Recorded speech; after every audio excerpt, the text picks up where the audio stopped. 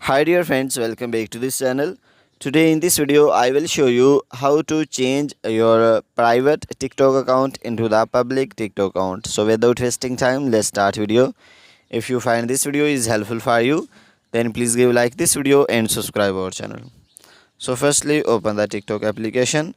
So after this you can see profile at the bottom right corner, and then you can see three lines on the top right corner.